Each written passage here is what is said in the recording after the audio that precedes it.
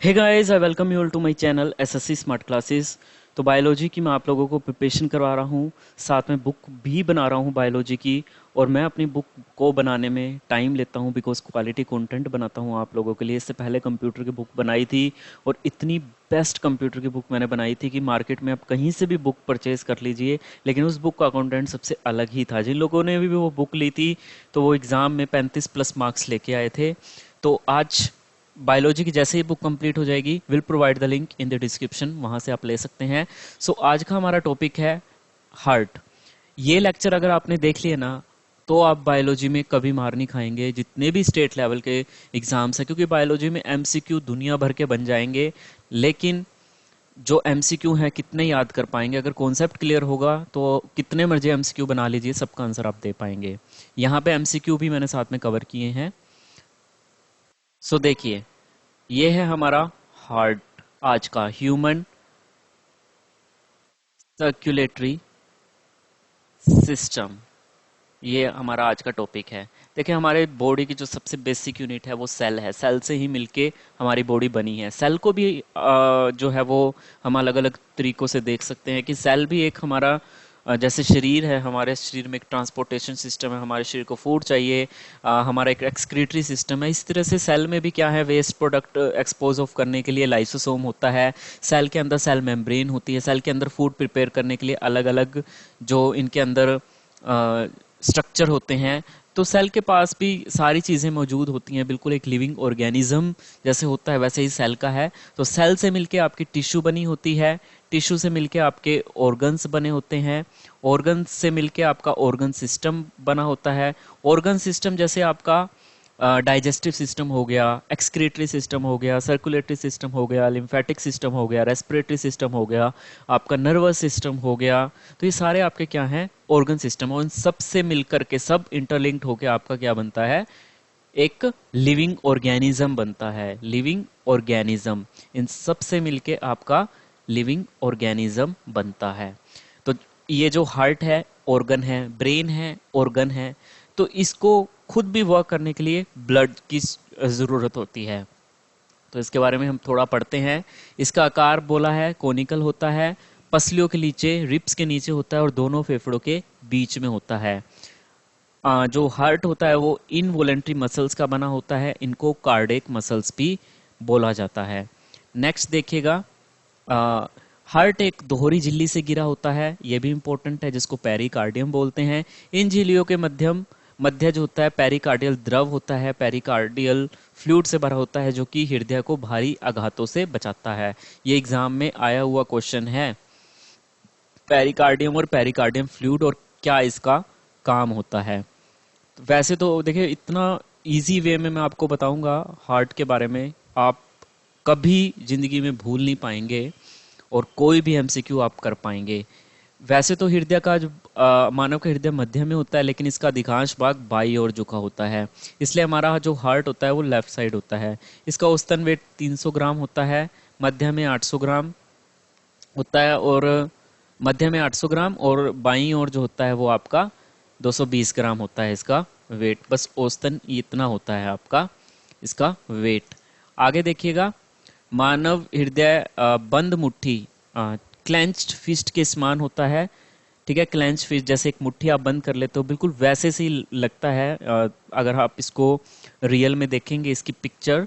और मानव हृदय में 4 चैम्बर्स बने होते हैं और इन चैम्बर से भर भर के क्वेश्चन आपके आते हैं। इनका थोड़ा सा एक बार देख लीजिए। ये जैसे ये राइट आर्टियम हो गया, ये लेफ्ट आर्टियम हो गया।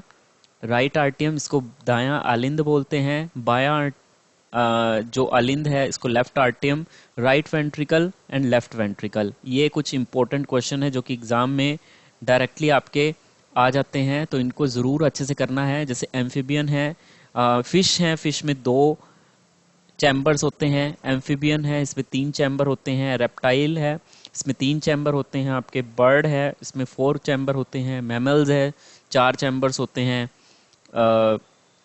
मगरमच्छ है, इसमें आपके 4 चैम्बर होते हैं। और जो कॉकरोच होता है उसमें 13 चैम्बर्स होते हैं। हार्ट के 13 चैम्बर्स। तो आगे देखिएगा, ये डायरेक्टली एग्जाम में आते हैं तो इनको आपने अच्छे से करना है। ब्लू व्हेल का जो दिल होता है वो सबसे बड़ा होता है। बर्ड्स में पूछ लेते हैं, कॉकरोच में पूछ लेते हैं, फिश में पूछ लेते हैं। देखिए, हार्ट की वॉल्व्स, सबसे पहले तो मैं वॉल्व्स के बारे में डायरेक्टली एक फंक्शन बता देना चाहता हूँ। वॉल्स वॉल्स की जो शेप होती है ना, बिल्कुल इस तरीके से होती है। एक फ्लैप लाइक स्ट्रक्चर होता है, ये फ्लैप्स होते हैं। ठीक है, जैसे आप ये कोर्ट वगैरह में नहीं होते हैं इस तरीके के दरवाजे, flap flap kind of door होते हैं, उस तरीके से आपका फ्लैप टाइप। इसमें क्या होता है, सिर्फ एक डायरेक्शन में ही ब्लड फ्लो कर सकता है, और दूसरी डायरेक्शन में अगर ब्लड फ्लो करेगा तो ये फ्लैप क्या हो जाएंगे, बंद हो जाएंगे। ये कपाट क्या हो जाएंगे, इस तरीके से बंद हो जाएंगे। तो ये बैक फ्लो एंट्री को बंद करता है। मतलब जितनी भी वाल्व हैं, जहां से भी ब्लड एंटर कर रहा है ना, उसके बैक फ्लो को ये रोकता है। तो जहां से भी जहां ब्लड जा रहा है ना, उसका ब्लैक फ्लो ये रोक देगा। इसका सीधा सीधा सा फंक्शन ये होता है। Tricuspid valve, bicuspid valve, semilunar valve. आगे आपका जो सेमिलुनर वॉल्व है, दो तरीके की हैं आपकी, pulmonary valve and aortic valve. तो ये कुछ आपकी वॉल्व हैं, दो तरीके की हैं, आर्टियो वेंट्रिकल वॉल्व और आपका सेमी लूनर वॉल्व। जो आपकी आर्टियो वेंट्रिकुलर वॉल्व होती है, ये आपकी ट्राइकस्पिड और माइट्रल वाल्व को बाइकस्पिड वॉल्व भी बोलते हैं। तो जो आपकी ट्राइकस्पिड वॉल्व होती है, ये कहाँ होती है, मैं आपको एक बार स्ट्रक्चर हार्ट का जो होगा उसमें आपको मैं बता देता हूँ। और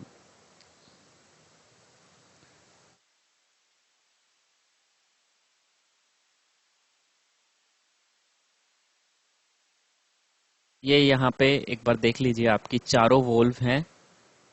ठीक है, ताकि आपको पढ़ने में आसानी रहेगी। देखिए, ये आपके नहीं पल्मोनरी वोल्व है, ये आपका क्या है, पल्मोनरी आर्टरी है। This is pulmonary artery. और ये है आपका राइट वेंट्रिकल। तो पल्मोनरी आर्टरी और राइट वेंट्रिकल ये आर्टरी है। तो यहाँ से आपका ब्लड ऐसे जा रहा है, यहाँ से जा रहा है। तो इस वोल्व का काम क्या रहेगा, पल्मोनरी वोल्व का, कि आपकी पल्मोनरी आर्टरी से वापस ब्लड राइट वेंट्रिकल में ना जा पाए, ये इसका काम रहता है। ये है आपका ओर्ट्रिक वोल्व। ये जो आपको दिख रहा है ना, मैं ये ले लेता हूँ, ये आपको दिख रहा है ना, ये है आपका ओर्ट्रिक वोल्व। तो बेसिकली इस ओर्ट्री वोल्व का फंक्शन क्या होता है, ये देखिए ओर्टा होता है। ओर्टा बेसिकली लार्जेस्ट आर्टरी होती है, लार्जेस्ट आर्टरी होती है। इसका काम क्या होता है, हमारी जो बॉडी है, हमारी बॉडी आपको पता है कि कितना लंबा डिस्टेंस होता है हमारी बॉडी में, हेड से लेकर जो हमारी बॉडी में पाँव तक जो ब्लड पहुंचाने का काम होता है, वो इसी ओर्ट्रा का होता है। मतलब सब भागों में जो आपका ऑक्सीजनेटेड ब्लड होता है, ऑक्सीजनेटेड ब्लड का मतलब ऐसा ब्लड जो हमारे शरीर को चाहिए होता है, ऑक्सीजन से भरपूर ब्लड। क्योंकि ये जो आपका लंग होता है ना, यहीं से आपका डीऑक्सीजनेटेड ब्लड आके ऑक्सीजनेटेड जो ब्लड होता है ना, वो आपका ओर्टा करता है। और हार्ट का काम क्या होता है, पंपिंग का काम होता है। हार्ट एक सर्कुलेटरी सिस्टम है, तो ये बेसिकली एक पंप का काम करता है हार्ट। तो ये हार्ट का मेन काम पंपिंग का ही होता है, ये आप नोट करके रखिएगा बात। तो हार्ट का मेन काम क्या होता है, पंपिंग का होता है। तो यहाँ पे ये लेफ्ट वेंट्रिकल से आपका ब्लड क्या जाता है, ओर्टा।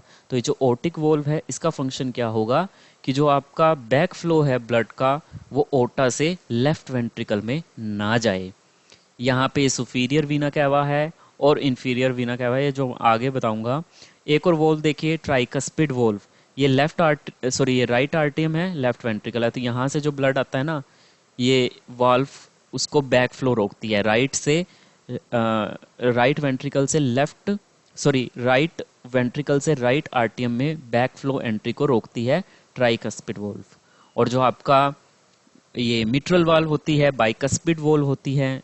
बाइकस्पिड मतलब इसमें दो तरीके की ऐसे छल्ले से होते हैं, दो तरीके के गोल गोल से होते हैं ये, इसलिए इसको बाइकस्पिड और ट्राइकस्पिड बोला जाता है। फ्लैप लाइक स्ट्रक्चर ही होता है। तो ये आपका लेफ्ट आर्ट्रियम से आपका ब्लड फ्लो होता है किसमें, लेफ्ट वेंट्रिकल में। और ये जो वोल्व होती है, मिट्रल वोल्व या बाइकस्पिड वोल्व, ये बेसिकली करती क्या है, बैक फ्लो को रोकती है।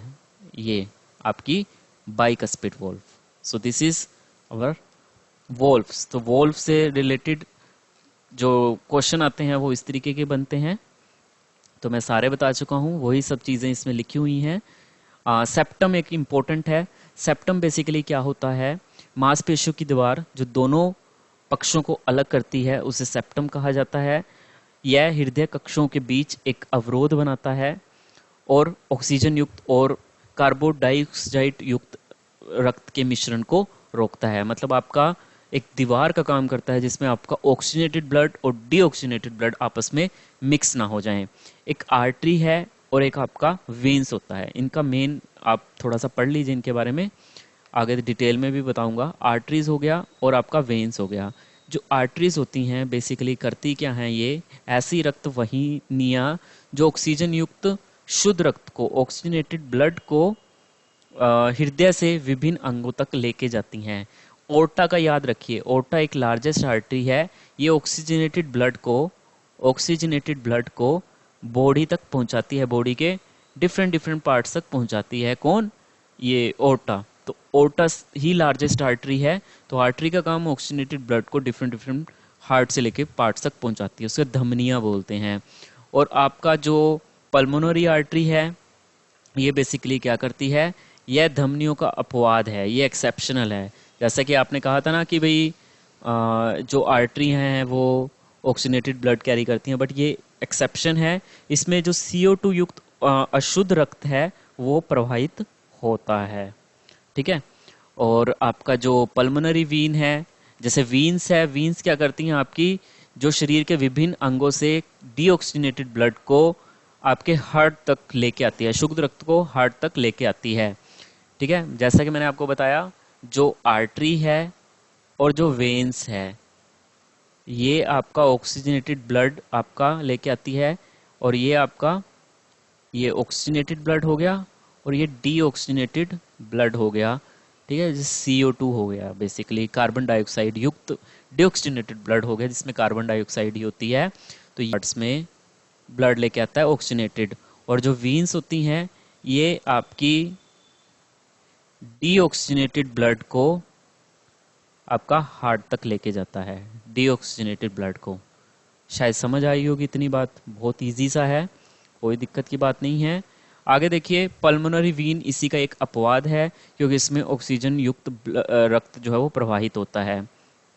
हमारा जो रेस्पिरेटरी सिस्टम होता है, जैसा कि मैंने आपको बताया, जो रेस्पिरेटरी श्वसन तंत्र होता है उसमें ग्लूकोज है, वो ऑक्सीजन की मदद से ही आगे कार्बन डाइऑक्साइड, वाटर और ऊर्जा में टूटता है। ठीक है। ये जो आपका कार्बोहाइड्रेट है ये पाचन तंत्र में ही होता है। मतलब जो ग्लूकोज है हमारी बॉडी में मिलता कहाँ से है, जैसे कि मैंने डाइजेस्टिव सिस्टम आपको बताया था। जो ग्लूकोज है, जो भी हम डाइट लेते हैं ना कार्बोहाइड्रेट, तो कार्बोहाइड्रेट जो फाइनली टूटता है वो ग्लूकोज में टूटता है, ग्लूकोज में टूटता है। और इसका जो डाइजेशन होता है मुंह में भी होता है, माउथ से भी होता है, आपका स्टमक से भी होता है, और आपका पैनक्रियास से भी होता है। स्मॉल इंटेस्टाइन में पैनक्रियाटिक जूस और स्मॉल इंटेस्टाइन के कुछ इंजाइम्स होते हैं, स्मॉल इंटेस्टाइन के कुछ इंजाइम्स होते हैं, वहाँ से भी होता है। तो ये जो माउथ में होता है वो एक आपका इंजाइम होता है टाइलिन, जो सलाइवरी ग्लैंड के द्वारा रिलीज होता है टाइलिन। ये आपका क्या करता है, स्टार्च को, स्टार्च एक कार्बोहाइड्रेट का ही फॉर्म है, इसको ग्लूकोज माल्टोज में तोड़ता है, और माल्टोज को फिर आगे ग्लूकोज में कौन तोड़ता है, एक एंजाइम तोड़ता है जो कि प्रेजेंट होता है आपका ये स्मॉल इंटेस्टाइन में और आपका स्टमक में। आगे देखिएगा, श्वसन तंत्र में ग्लूकोज और ऑक्सीजन ऊर्जा मिलाते हैं। देखिए इस प्रोसेस में क्या होता है, आपका ऑक्सीजन का ब्लड में मिलना होता है और CO2 का बॉडी से बाहर निकलना शामिल होता है। ठीक है। श्वसन तंत्र, ऑक्सीजन का ब्लड में मिलना और CO2 का बाहर निकलना होता है। ब्लड के द्वारा ही ऑक्सीजन प्रत्येक सेल तक पहुंचता है। उसके बाद देखिए हार्ट का आगे फंक्शन, ये तो थोड़ा सा मैंने आपको बताया, इसके बारे में हल्का सा ओवरव्यू दिया। हार्ट का फंक्शन देखिए ध्यान से मैं एक बार बता देता हूँ, बहुत आसान है।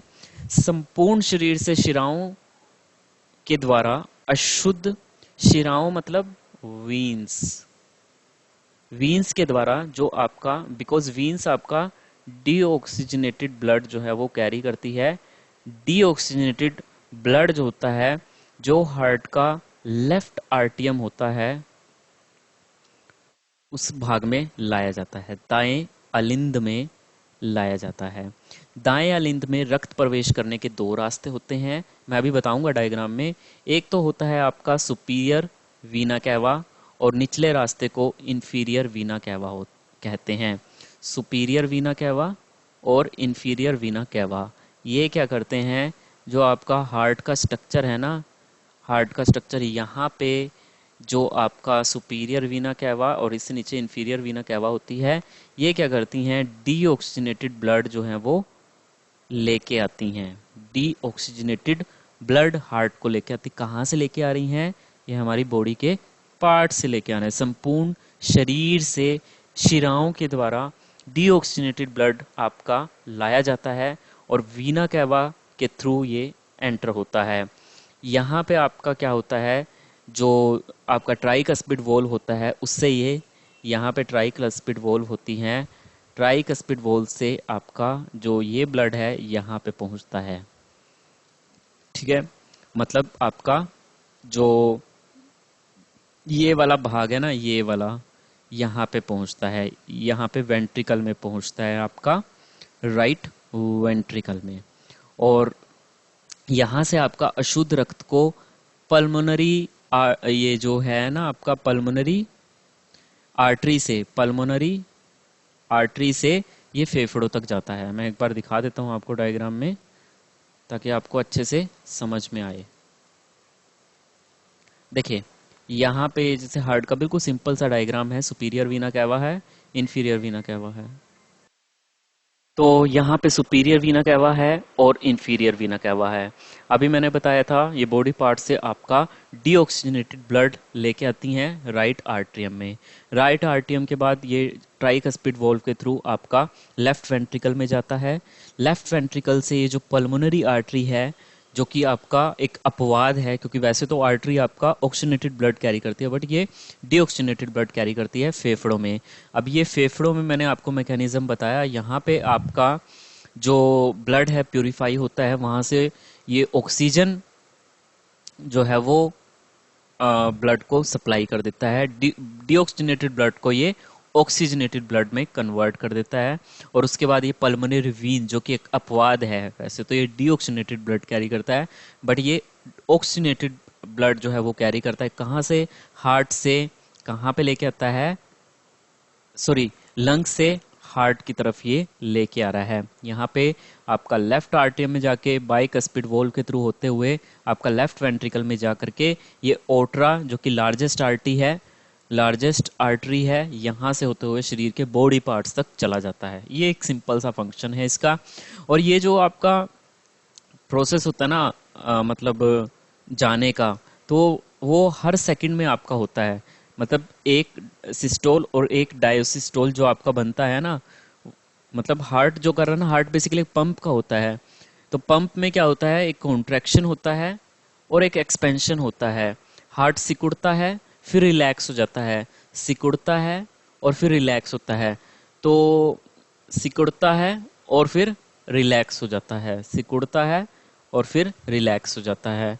जिस तरीके से जो फूड पाइप होती है, इसमें खाना जो है वो नीचे कैसे जाता है, मैंने आपको बताया। ट्रांसपोर्टेशन, जो कॉन्ट्रैक्शन और जो एक्सपेंशन होती है, पेरिस्टिलिटिक मूवमेंट होती है, वो ट्रांसपोर्टेशन का काम करता है। इस तरीके से हार्ट पंपिंग का काम कर रहा है, ट्रांसपोर्टेशन का काम कर रहा है ब्लड का। तो ये सिकुड़ता है। तो यहाँ पे तो सारी चीजें वही लिखी हुई हैं। यहाँ पे देखिए, जो हार्ट की जो पंपिंग एक्शन होता है, उसके माध्यम से ही शरीर के विभिन्न भागों में रक्त की आपूर्ति होती है।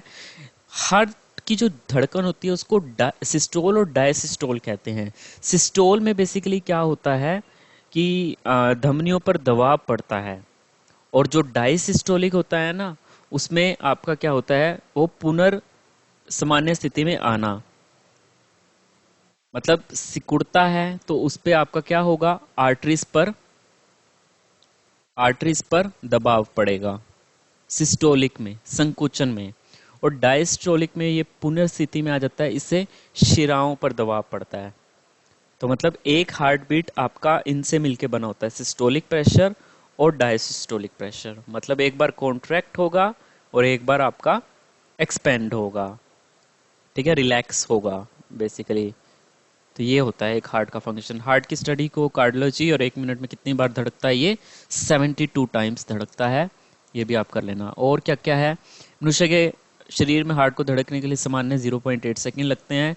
हार्ट को उत्तेजित करने वाला हार्मोन थायरोक्सिन हार्मोन इंपॉर्टेंट है। पेस मेकर जैसे कार्डिक पेसिंग डिवाइस के रूप में भी यूज किया जाता है। एक छोटा चिकित्सक उपकरण है जो असामान्य हृदय की गति के हृदय की धड़कन को नियंत्रित करने में मदद करता है। ब्लड प्रेशर क्या होता है, the pressure excreted by the exerted by the blood, ठीक है, जो आर्टरीज पर दबाव डालता है। जब हृदय, मैंने आपको बताया था ना कि धमनियों पे इफेक्ट पड़ता है जब हृदय संकुचित होता है या उस पर दबाव पड़ता है, जो, तो उसको हम सिस्टोलिक प्रेशर कहते हैं, संकुचन। जब हार्ट सिकुड़ता है बेसिकली तो उससे धमनियों पर इफेक्ट पड़ते हैं।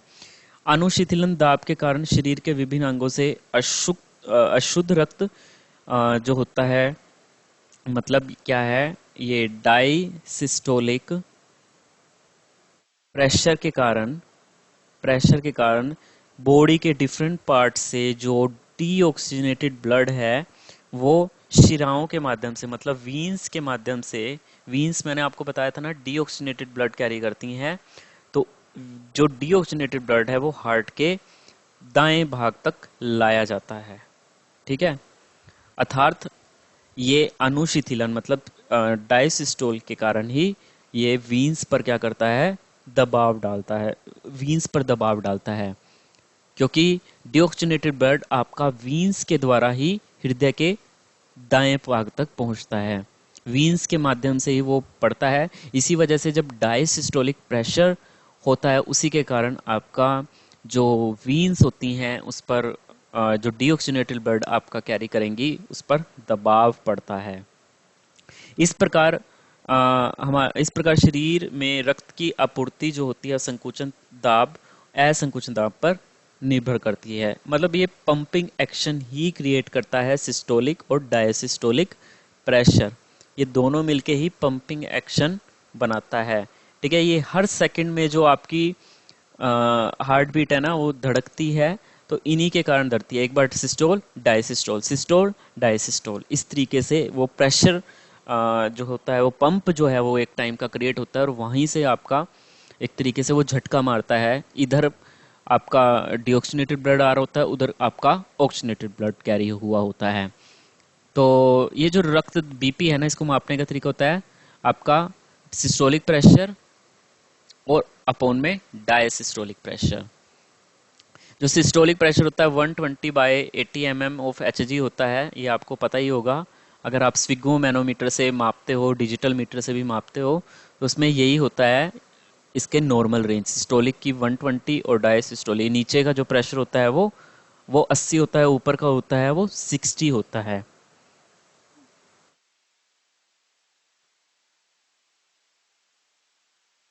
उसके बाद देखिए हृदय की धड़कन धड़कने पर कैसी ध्वनि उत्पन्न होती है, लबढब।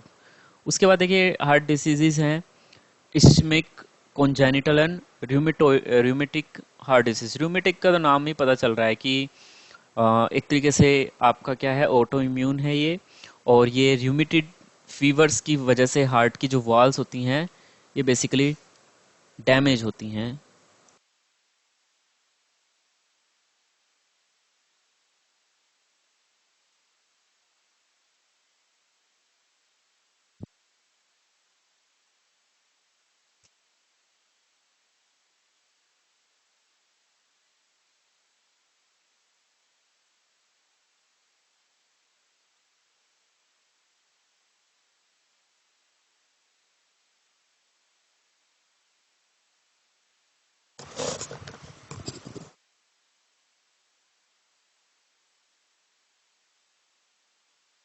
तो आगे देखिएगा आपका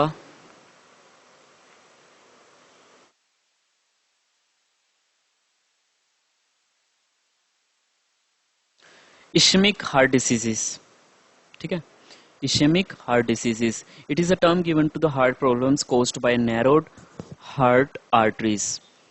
तो हार्ट की आर्टरीज अगर नैरो हो जाती हैं, when the arteries are narrowed, so less blood and oxygen reach the heart muscles, this is called coronary artery disease and coronary heart disease को बोलते हैं। तो कॉन्जेनिटल में क्या होता है? कॉन्जेनिटल जैसे आप बोल देते ना कि बचपन से ही, तो बेसिकली ये वोम में ही इस तरीके का डिफेक्ट होता है आपका। When mother when the baby is growing, septal defects or holes in the heart valves are among the most common। मतलब दिल में छेद हो जाता है, सेप्टल होल्स हो जाते हैं। जैसे ये आपका हार्ट है ना, ये सेप्टम है, तो यहाँ पे दिल में छेद हो जाते हैं इस तरीके के, सेप्टम होल्स जिसको बोलते हैं, सेप्टम डिफेक्ट्स। और ये काम क्या करती है सेप्टम? ये ऑक्सीजनेटेड ब्लड को और डीऑक्सीजनेटेड ब्लड और ऑक्सी ब्लड को मिक्स होने से रोकती है। तो ये होना बहुत ज़रूरी है। तो जैसे अभी हाल ही में जो अभिनेत्री हैं ये क्या नाम है, बिपाशा बासु, तो इनकी लड़की जो पैदा हुई थी वो 2 होल्स के साथ पैदा हुई थी, उनके दिल में 2 छेद थे। आगे देखिएगा, coronary artery disease is one of the most common heart disorder, result in the blockage of arteries that decreases the flow of the blood to the heart muscle, thus the heart doesn't get oxygen properly and result in the hardening of the arteries or atherosclerosis। symptoms: pain in the chest जिसको angina बोलते हैं, heart attack and shortness of breath। ये कुछ early symptoms होते हैं, शायद एक heart attack का पेशेंट जो होता है उसको मिलते हैं। नोजिया हो गया आपका, pain that travels down in one or both arms, ठीक है। जनरली जो आपका हार्ट के पास होती है उस बाजू में एकदम से पेन होता है। एक्सेसिव ड्रोजीनेस होता है, बिल्कुल शरीर सुस्ता जाता है, ड्रोजीनेस हो जाती है, एंग्जाइटी एकदम से हो जाती है, बेचैनी, टाइटनेस, प्रेशर और चेस्ट में दर्द होता है यहाँ पे। बैक और जो पेन होता है, जबड़ों में भी दर्द होता है, शॉर्टनेस ऑफ ब्रीथ होने लगती हैं। और आपका और क्या होता है, ये वैसे नॉलेज के लिए बता रहा हूँ, डिजीनेस, चक्कर, कोल्ड स्वेट, पसीने भी आने लगते हैं। एरिथाइमा एरिथाइमा is irregular beating of heart। It results when the electrical impulses from the brain that coordinate the heartbeat do not work properly। ठीक है, इसी वजह से हार्ट की रेगुलर बीटिंग को बोलते हैं। जैसे tachycardia, bradycardia, tachycardia, rapid heartbeat, bradycardia, slow heartbeat. 300 तक चली जाती है ये हार्ट बीट आपकी टैकिकार्डिया में। और इसमें आपका जो होता है वो 40 तक पहुंच जाती है ब्रेडिकार्डिया में। Premature contraction, early heartbeat, atrial fibrillation, इसको भी हम आपका इरेगुलर हार्ट बीट में काउंट करते हैं। उसके बाद देखिएगा आपका dilated cardiomyopathy. In dilated cardiomyopathy the heart muscles जो होती हैं वो थीन हो जाती हैं, जिसकी वजह से हार्ट जो होता है cannot blood properly and it becomes weak, weak हो जाता है। और माइट्रल वाल्व रिगर्जिगेशन, ये भी इंपॉर्टेंट है, regurgitation. When the mitral valve in the heart, bicuspid valve जिसको बोलते हैं, जो आपका लेफ्ट साइड में होता है, does not close tightly, it causes the blood to flow back, जिसको हम माइट्रल वाल्व रिगर्जिगेशन कहते हैं, वॉल्व की प्रॉब्लम होती है। उसके बाद देखिए hypertensive heart diseases, aneurysm. Aneurysm is a bulge or swelling of the artery, high blood pressure, as the name suggests, the pressure of the blood flow increases in the blood vessels leading to many cardiovascular diseases। मतलब blood high BP जिसको हम बोल देते हैं, जब blood vessels में blood flow जो करता है प्रेशर के साथ पूरा जाता है। Angina is cause due to a reduce supply of blood to the heart. ये स्टार्ट होता है चेस्ट पेन से और फिर स्प्रेड होता है आपका लेफ्ट आर्म, शोल्डर एंड जो। शॉर्टनेस ऑफ ब्रीथ, वही हार्ट अटैक के जो सिम्टम होते हैं। ये जो आपका क्या नाम था, जो हमारे राष्ट्रपति थे, पूर्व राष्ट्रपति एपीजे अब्दुल कलाम, वो एंजाइना से ही वो एक्सपायर होते, साइलेंट उनको अटैक आया था। Coronary angioplasty.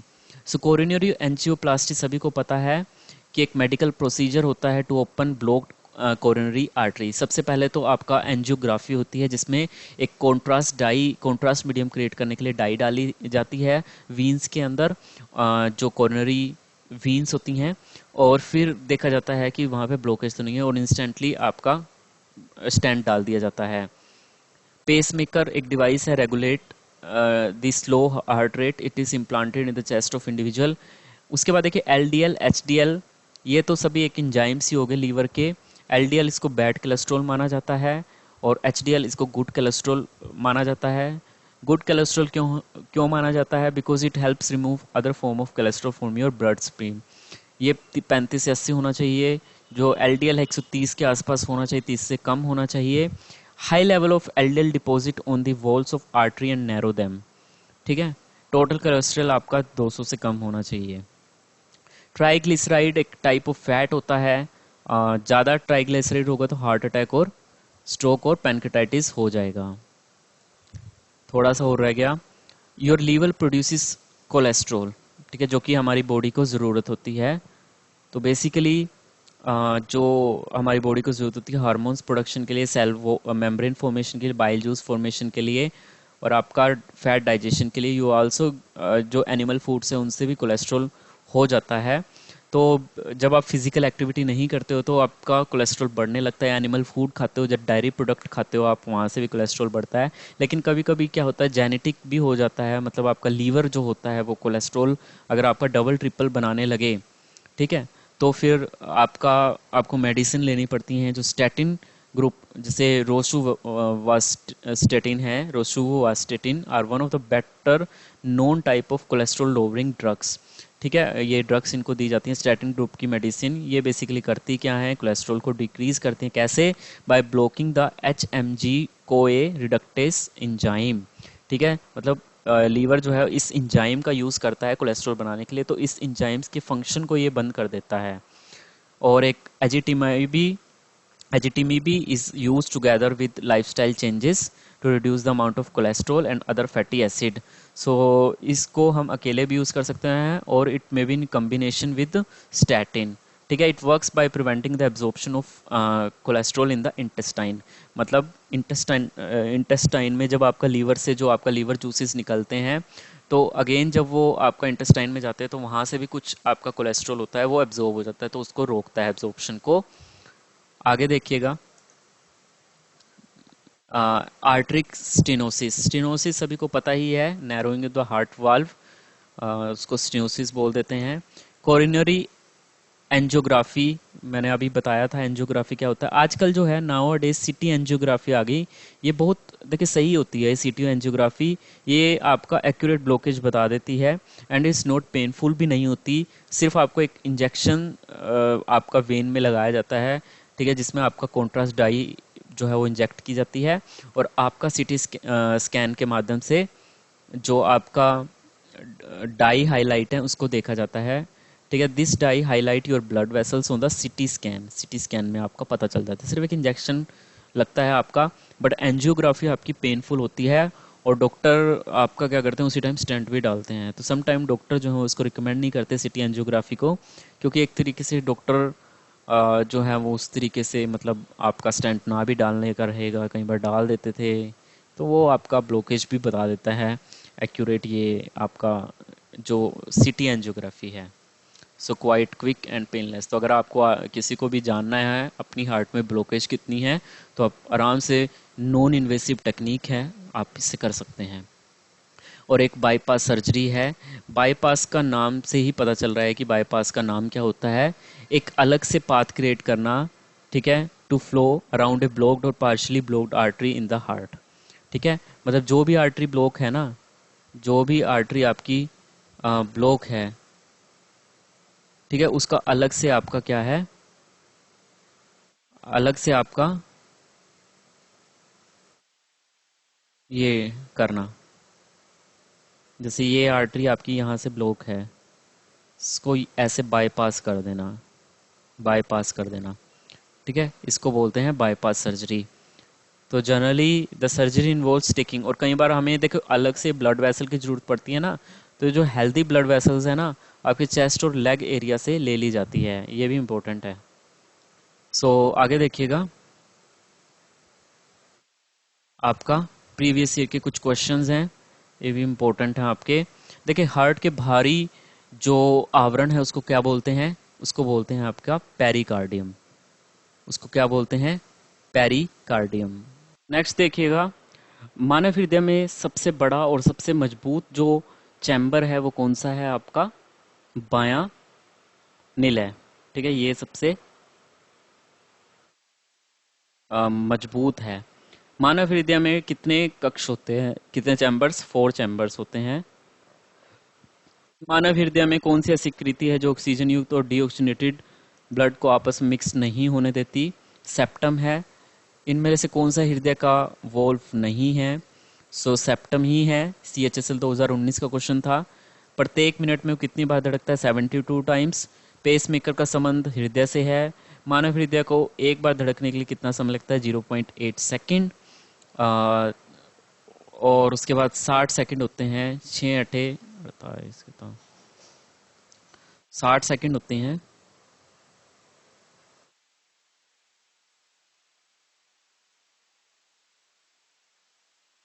उसके बाद देखिए, सामान्य वयस्क व्यक्ति के हृदय का वजन कितना होता है? 300 ग्राम होता है।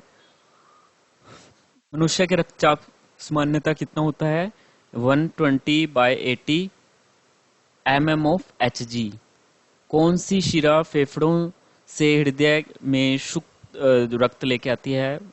Pulmonary veins. ये अपवाद है। जब आपका जो मानव हृदय में बाएं निलय का संकुचन होता है तो रक्त जो है निम्नलिखित में से किसकी तरफ जाता है? तो वो जाता है आपका महाधमनी की तरफ। रक्त कहाँ जाता है आपका? महाधमनी की तरफ। तो ये आपके कुछ क्वेश्चन थे। आई होप मैंने आपको इन सारे क्वेश्चंस के आपको आंसर जो है वो दे दिए होंगे। तो वीडियो अच्छी लगी हो तो प्लीज़ लाइक शेयर सब्सक्राइब ज़रूर कर देना। धन्यवाद।